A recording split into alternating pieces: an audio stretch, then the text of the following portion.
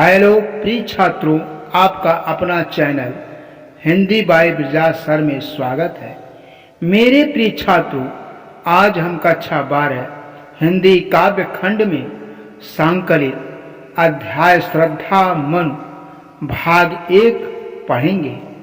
शीर्षक श्रद्धा मनु के कवि जयशंकर प्रसाद जी हैं। आइए अब हम अपने अध्याय की तरफ बढ़ते हैं। श्रद्धा मनु प्रसाद जी ने कामायनी में देव संस्कृत के विनाश के बाद विकसित होने वाली मानव संस्कृत एवं मानवता के विकास की मनोवैज्ञानिक कहानी प्रस्तुत की है। यह विकास श्रद्धा और मनु के योग से हुआ है। प्रस्तुत स्थल श्रद्धा और मनु के प्रथम दर्शन एवं परस्पर सहज आकर्षण के वर्णन से आरंभ होता है। इसमें श्रद्धा के रूप तथा शील का चित्रण है। अंतिम भाग में श्रद्धा मनु अर्थात मानव को जीवन का एक नया संदेश दे रही है। कौन तुम संसृत जल निधि तीर तरंगों से फेंकी मरिए कर रहे निर्जन का चुपचाप प्रभा की धारा से अभिषेक मधुर विश्रांत और एकांत जगत का सुलझा हुआ रहस्य एक करुणामय सुंदर मौन और चंचल मन का आलस्य। कौन तुम संसृत जल निधि तीर तरंगों से फेंकी मरिए कर रहे निर्जन का चुपचाप प्रभा की धारा से अभिषेक। श्रद्धा मनु से प्रश्न करती है कि तुम कौन हो।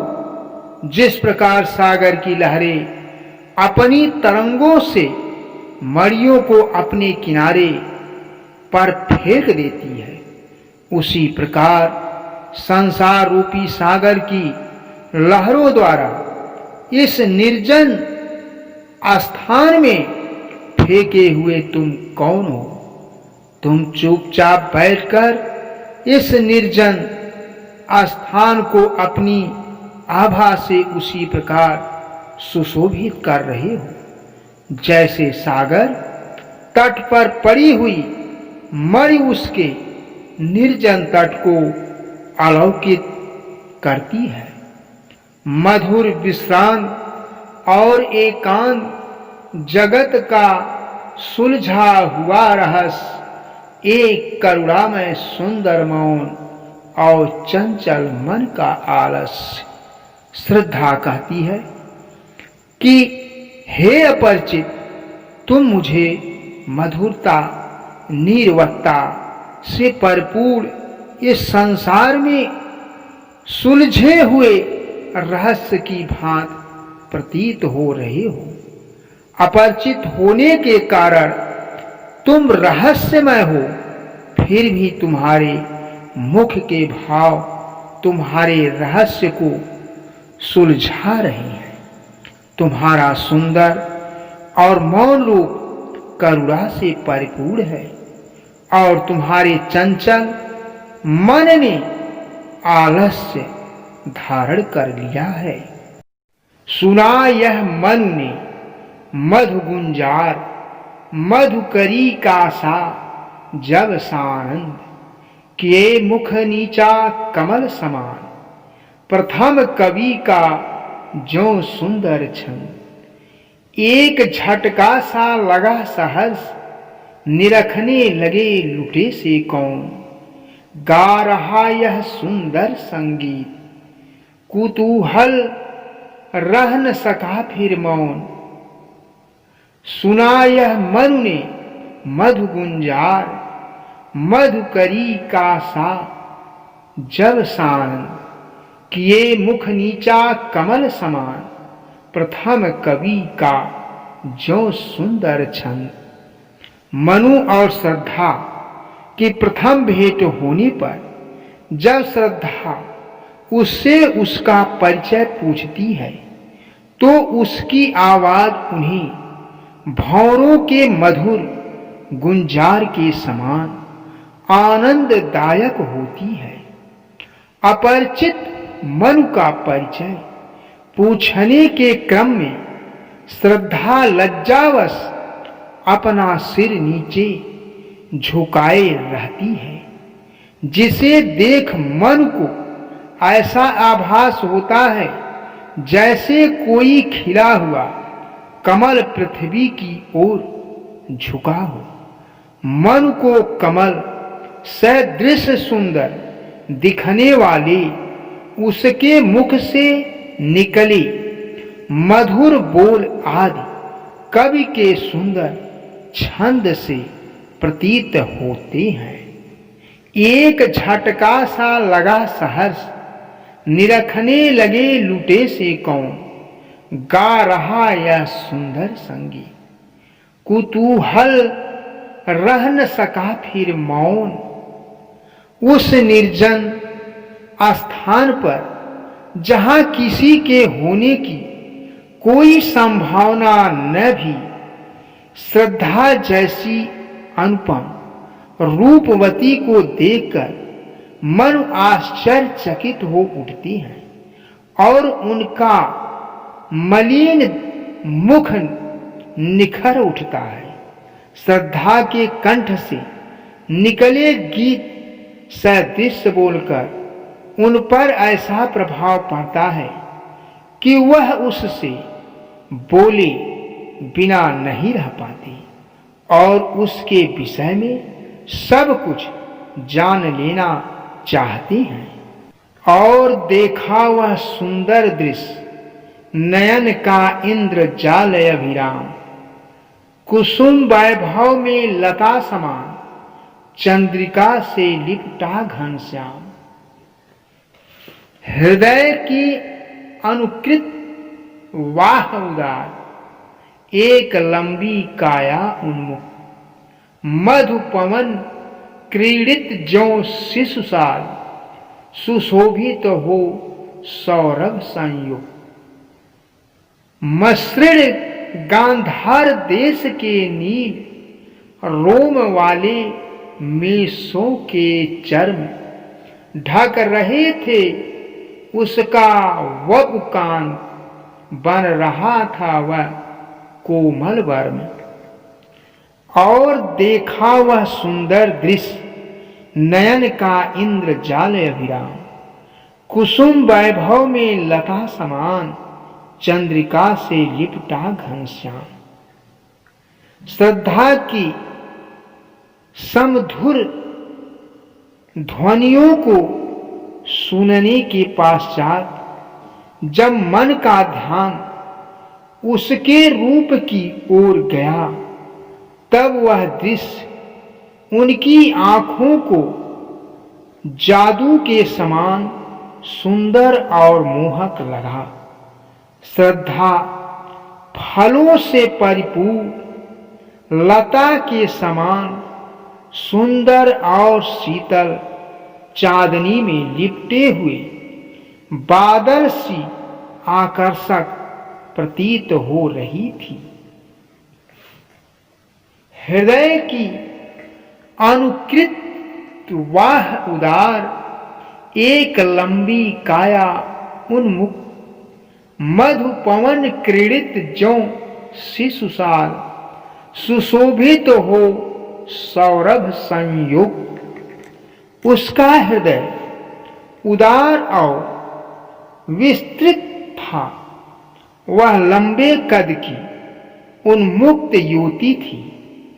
लंबे और सुंदर दिखने वाले शरीर में वह ऐसे शोभायमान थी मानो बसंत की बयार अर्थात बसंती हवा में झूमता हुआ साल का कोई छोटा सा वृक्ष सुगंध से सराबोर होकर चारों ओर अपनी शोभा बिखेर रहा है। मसृण गांधार देश के नील रोम वाले मेसों के चर्म ढक रहे थे उसका वपुकान, बन रहा था वह कोमल वर्म। श्रद्धा के वस्त्र गांधार देश में पाई जाने वाली नीले वालों की भेड़ों की खाल से बने थे।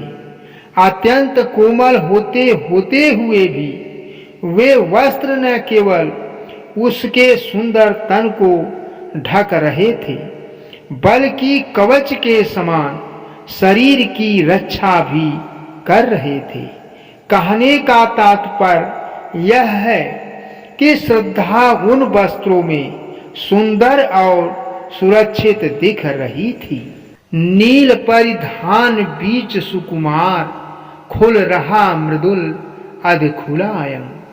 खिला हो जो बिजली का फूल, मेघ बन बीच गुलाबी रंग। ओह वह मुख पश्चिम के व्योम, बीच जब घिरते हो घन श्याम। अरुण रवि मंडल उनको भेद, दिखाई देता हो छवि धाम। नील परिधान बीच सुकुमार, खुल रहा मृदुल अध खुला अंग। खिला हो जो बिजली का फूल, मेघ बन बीच गुलाबी रंग। मनु के भावों की अभिव्यक्ति करते हुए प्रसाद जी लिखते हैं कि श्रद्धा भेड़ चर्म के बने नीले वस्त्र में अत्यंत आकर्षक दिख रही है। वस्त्रों के मध्य कहीं कहीं से दिखाई दे रहे उसके कोमल अंग ऐसे प्रतीत हो रहे हैं जैसे वे नीले बादलों के समूह में चमकती हुई बिजली के गुलाबी फूल हों। ओह वह मुख पश्चिम के व्योम, बीच जब घिरते हो घन श्याम। अरुण रवि मंडल उनको भेद, दिखाई देता हो छवि धाम।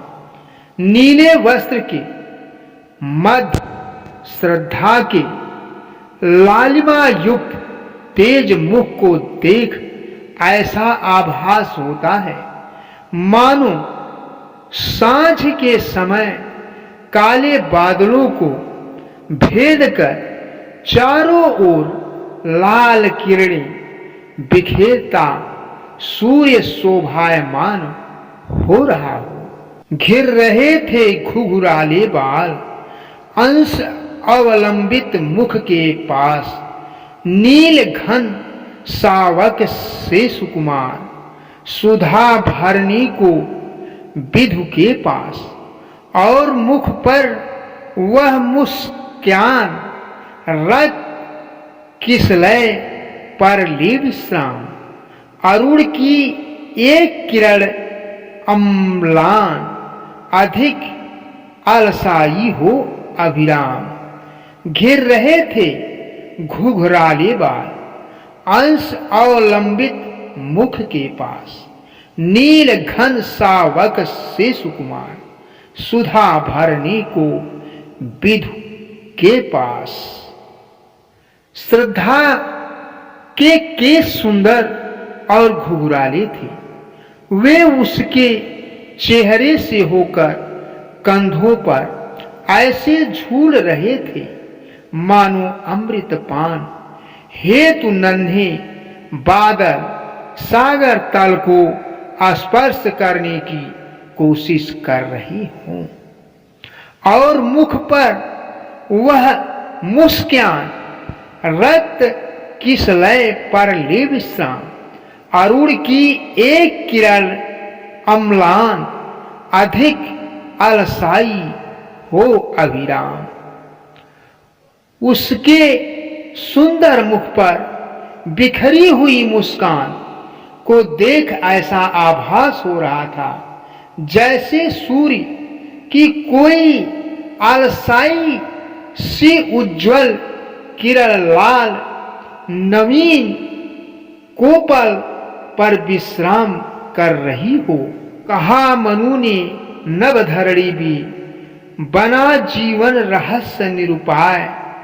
एक उल्का सा जलता भ्राण, शून्य में फिरता है असहाय। कौन हो तुम बसंत के दूत, बिरस पतझड़ में अति सुकुमार। घन तिमिर में चपला की रेख, तपन में शीतल मंद बया। कहा मनु ने नभधरणी भी, बना जीवन रहस्य निरुपाय। एक उल्का सा जलता भ्राण, शून्य में फिरता है असहाय।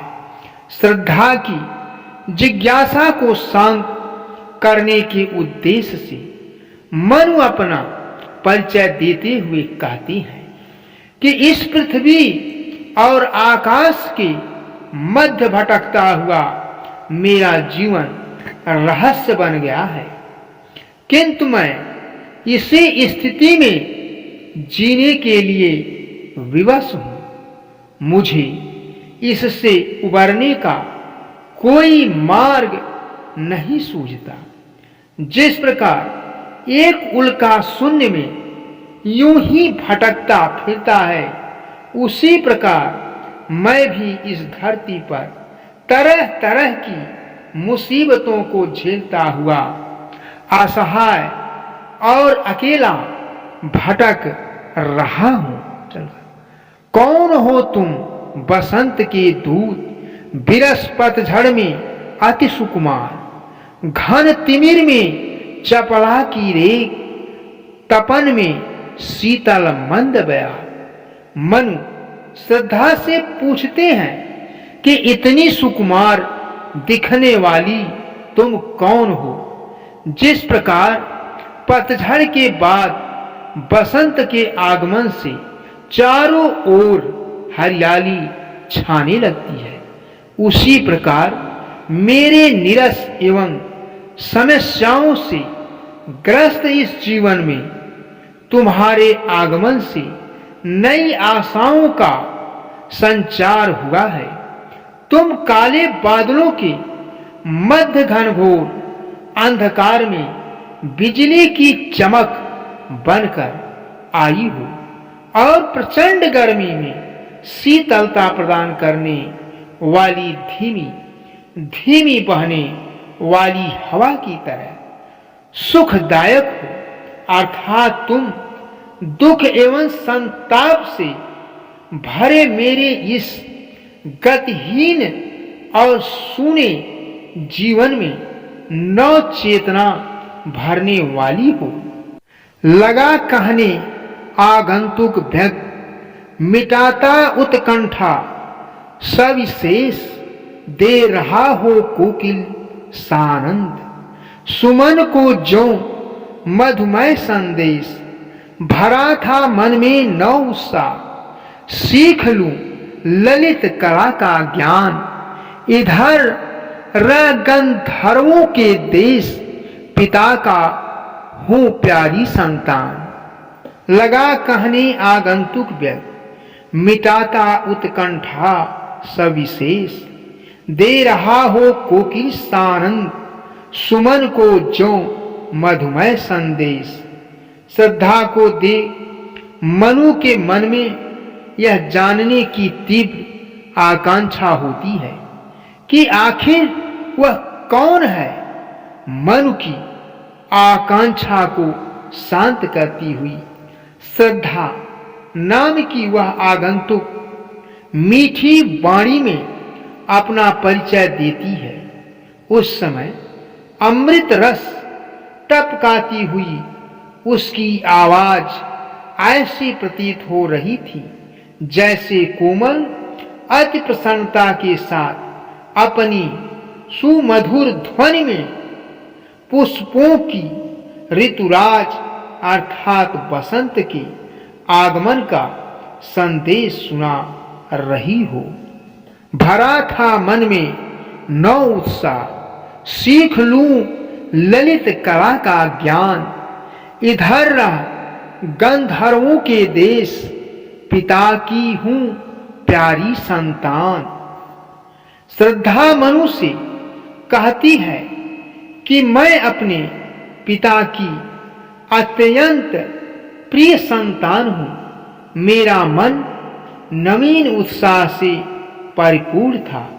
मेरी प्रबल इच्छा थी कि मैं भी ललित कलाएं सीखूं। इसी उद्देश्य से इन दिनों मैं गंधर्व देश में निवास कर रही हूं। दृष्टि जब जाती हिमगिरी ओर, प्रश्न करता मन अधीर। धरा कि यह सिकुड़न भय भी, आह कैसी है क्या है पी। बढ़ा मन और चले एक पैर, शैल मालाओं का श्रृंगार। आंख की भूख मिटी यह देख, आह कितना सुंदर संभार। दृष्टि जब जाती हिमगिरी ओर, प्रश्न करता मन अधिक अधीर।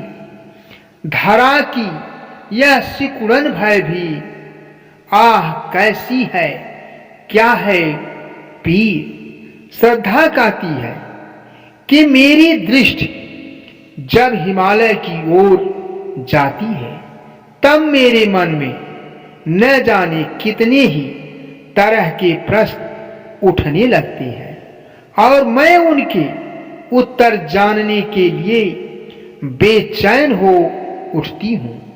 इतने विस्तृत क्षेत्रों में फैली हुई धरती की सिकुड़न के रूप में इस पर्वत श्रृंखला का वास्तविक स्वरूप क्या है, इसकी आह कैसी है, इसकी पीड़ा कितनी गहरी है।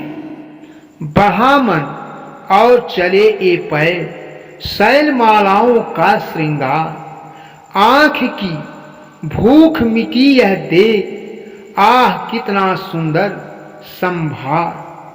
श्रद्धा अपनी बात को आगे बढ़ाती हुई कहती है कि इन प्रश्नों का कोई समाधान न मिलने पर मेरा मन हिमालय के दर्शन को व्याकुल हो उठा और मेरे कदम उस ओर चल पड़े। हिमाच्छादित गगनचुंबी पर्वत चोटियों और चारों ओर फैले ऊंचे ऊंचे हरे भरे वृक्षों के समूहों को देखकर मेरी आंखों की भूख शांत हो गई। सचमुच सौंदर्य संपन्नता का कितना अद्भुत दृश्य है। यहां देखा कुछ बलिकान, भूत हित रत किसका यह दान। इधर कोई है अभी सजीव, हुआ ऐसा मन में अनुमान। तपस्वी क्यों इतने हो क्लान, वेदना का यह कैसा वेग। आह तुम कितने अधिक हताश, बताओ यह कैसा उद्वेग। यहां देखा कुछ बलिकान, भूत हितर किसका यह दान। इधर कोई है अभी सजीव, हुआ ऐसा मन में अनुमान।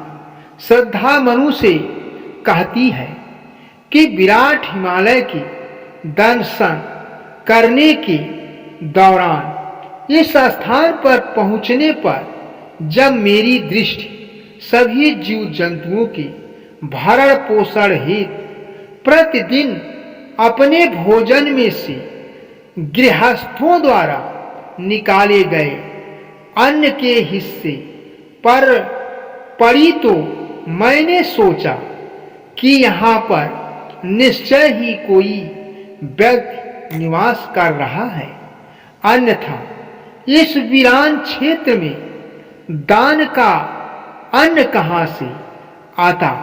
मुझे इस विश्वास ने ही तुम तक पहुंचा दिया कि इस निर्जन क्षेत्र में कोई जीवित व्यक्ति अवश्य विद्यमान है।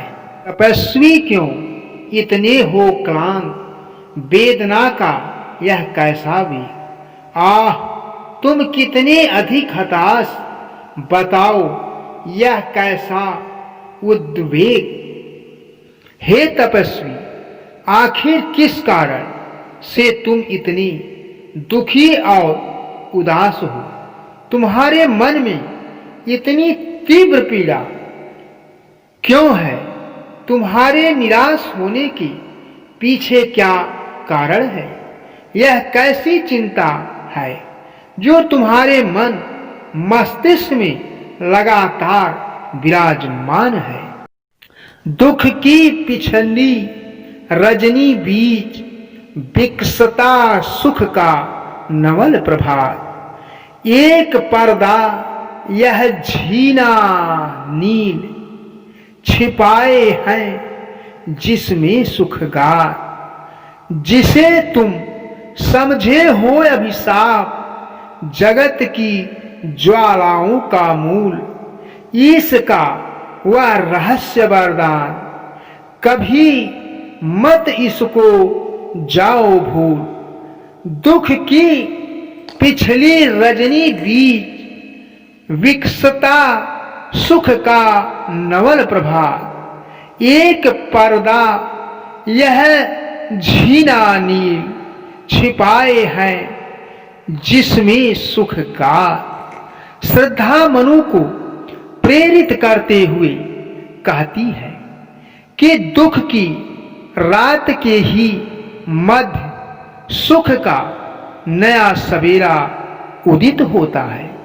जिस प्रकार प्रभात का प्रकाश अंधकार के महीन पर्दे में छिपा रहता है, उसी प्रकार सुख भी दुख के महीन आवरण में छिपा रहता है।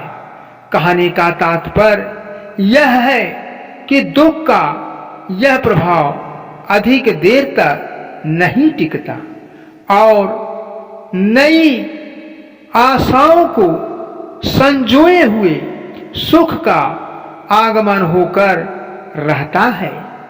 जिसे तुम समझे हो अभिशाप, जगत की ज्वालाओं का मूल। इसका वह रहस्य वरदान, कभी मत इसको जाओ भूल। श्रद्धा आगे कहती है कि जिस दुख से परेशान होकर तुमने उसे अभिशाप मान लिया है और उसे ही सभी समस्याओं का कारण समझ बैठे हो, वास्तव में वह दुख ईश्वर से हमें वरदान सदृश प्राप्त हुआ है। किंतु इस रहस्य को समझ पाना आसान नहीं। बावजूद इसके तुम्हें इस बात को हमेशा याद रखना चाहिए कि दुख रूपी वरदान ही मानव को सुख प्राप्त करने के लिए सदा प्रेरित करता रहता है। इसका अगला भाग देखने के लिए इस वीडियो के डिस्क्रिप्शन में जाएं और श्रद्धा मनु भाग 2 के लिंक पर क्लिक करें। धन्यवाद। जय हिंद, जय भारत।